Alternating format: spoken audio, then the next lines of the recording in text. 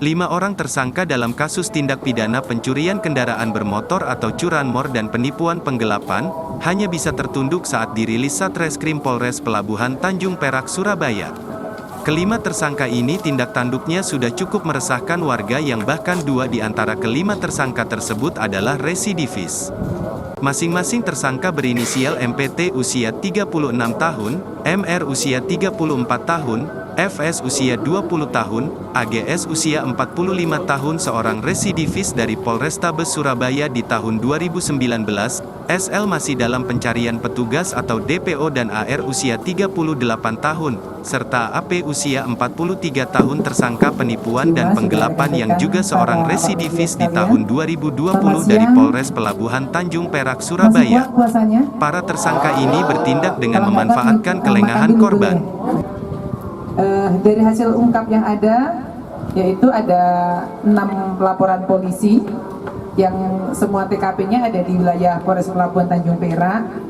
Kemudian pasal yang disangkakan 363 dan pasal penipuan 378, 372 KUHP. Adapun tersangka yang bisa diamankan kurang lebih ada 5 orang. 1 orang masih jadi DPO. Barang bukti yang disita antara lain ada 4 unit sepeda motor, kemudian ada kunci T, pakaian yang digunakan oleh pelaku, ada beberapa lembar STNK, ada 1 unit handphone. Modus operandi dari masing-masing tindak pidana mengambil dengan paksa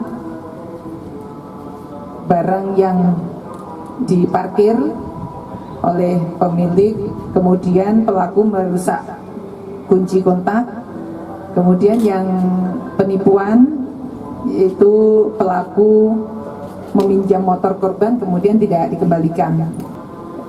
Kronologis kejadian waktunya bermacam-macam ya, ada yang malam hari, ada yang siang hari, dan rata-rata modus dari pelaku mereka mencari korban-korban ini atau mencari sasaran itu dengan berkeliling di sekitaran pemukiman, kemudian melihat berapa sasaran. Kalau dirasa aman, dari masing-masing pelaku berperan untuk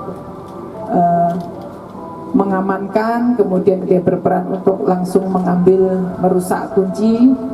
Ada yang berperan sebagai penjual dan lain sebagainya. Dari Surabaya, Potret Kota melaporkan.